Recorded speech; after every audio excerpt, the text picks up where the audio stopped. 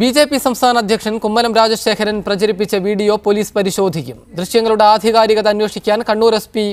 ശിവവിക്രമിന് DGP നിർദ്ദേശം നൽകി. കുമ്മനത്തിനെതിരെ കേസെടുക്കണമെന്ന SFI Kannur ജില്ലാ സെക്രട്ടറി മുഖ്യമന്ത്രിക്കും DGPക്കും പരാതി നൽകിയിരുന്നു. RSS പ്രവർത്തകൻ ബിജുവിന്റെ കൊലപാതകത്തിൽ CPM ആഹ്ലാദ പ്രകടനം നടത്തിയെന്നാണ് കുമ്മനം പ്രചരിപ്പിച്ചത്.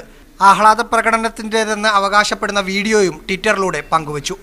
ഇതിനെതിരെ SFI കണ്ണൂർ ജില്ലാ സെക്രട്ടറി മുഹമ്മദ് സിറാജ് മുഖ്യമന്ത്രിക്കും DGPക്കും പരാതി നൽകിയിരുന്നു. പ്രത്യേകിച്ച് കുമ്മനം രാജശേഖരനെ പോലൊരാൾ എന്തിനാണ് അങ്ങനെ ഒരു വീഡിയോ പ്രസിദ്ധീകരിച്ചത്? അത് സദുദ്ദേശപരമായിരുന്നില്ല. BJP അണികളെ ഇളക്കിവിടുകയാണ്.